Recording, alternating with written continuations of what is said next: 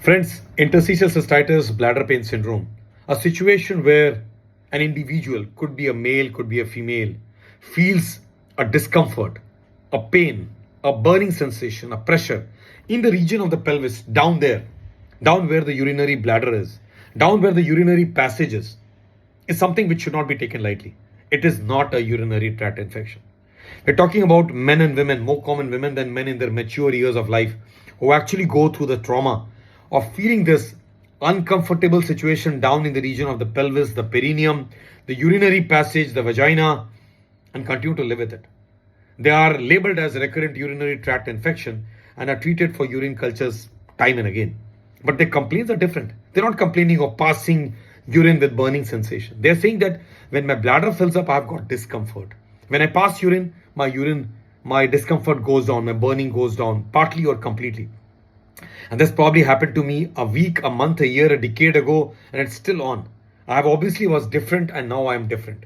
So friends, IC bladder pain syndrome is a situation where the bladder may be undergoing a change. One of the pathologies could be a change in the inner lining. Inner lining could be undergoing a denudation, probably not being able to be replicated to a situation from where there's an inner lining getting repaired. As a result of which, individuals feel burning sensation, discomfort, pain, even while seated. They get up at night with pain. None of you and I get up at night with pain. We may feel like passing urine, we get up, we pass urine, we go to sleep. But patients with IC bladder pain syndrome get up at night with discomfort, pain, and burning.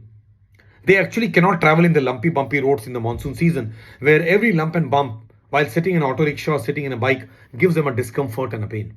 Individuals complain when the bladder fills up, I really can't hold urine. Not because I have a sensation, but I have got discomfort, I've got pain, I've got a burning sensation, doc, and please help me. So they go to see their urologist. If they're women, they all go to see their gynecologist.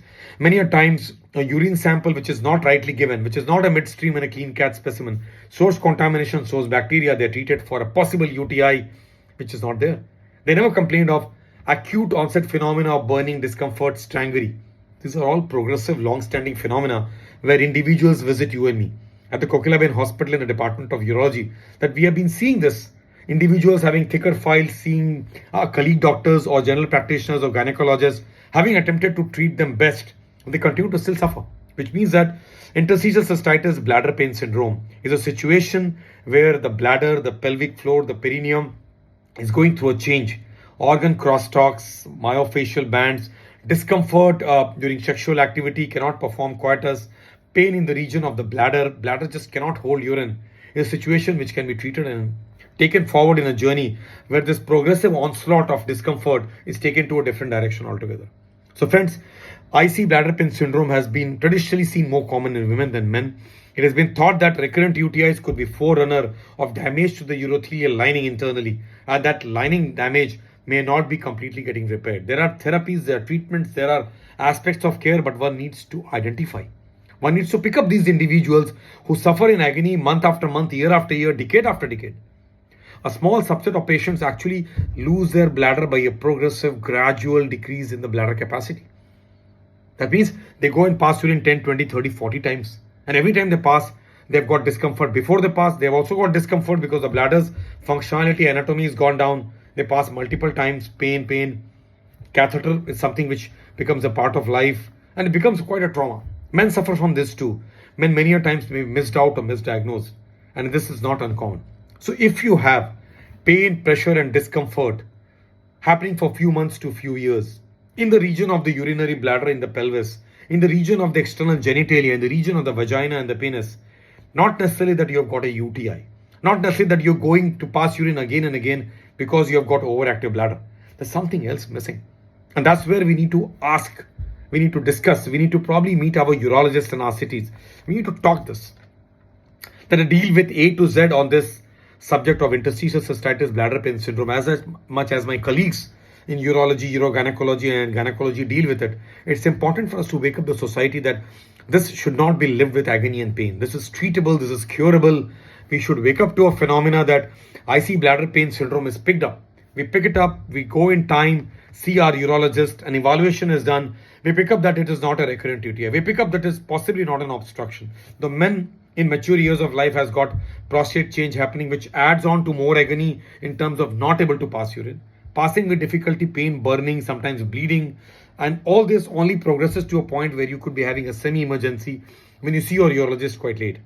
So from the Kokilaben Dhirubhai Ambani Hospital, where we look into reconstructive urology, look into functional and female urology, these aspects of care have not been talked all the time across the country and the world. It is important for us to reach the society, reach, take them forward to the newer heights completely, identify them, be supportive on symptoms, be supportive on the pathology, look at the pathophysiology, bring it down and coerce to a possibility of a better world, a better therapy than what they have actually been on but still not got treatment around. So if something is not getting well, we have to find the reason for it. And the reason for you being treated as overactive bladder because you go more frequently, but not frequently enough without pain. So you got pain with frequency, urgency. You got discomfort when the bladder fills up. You got pain and pressure in the region of the vagina and the urinary passage. And this is all the time. This is not while passing urine alone. Which means that it is just not related to the urinary passage or a UTI. It's a long-standing phenomena. There is heightened sensitivity in the region of the bladder wall, because of the denudation of the epithelium and the things getting exposed. There could be aspects which could be a non-bladder centric disease where it's not just the bladder, but the region of the bladder, which is all the pelvis, the pelvic muscles, the muscle fibers, they all go through different kind of spasm too. So friends, interstitial cystitis bladder pain syndrome is a wake-up call.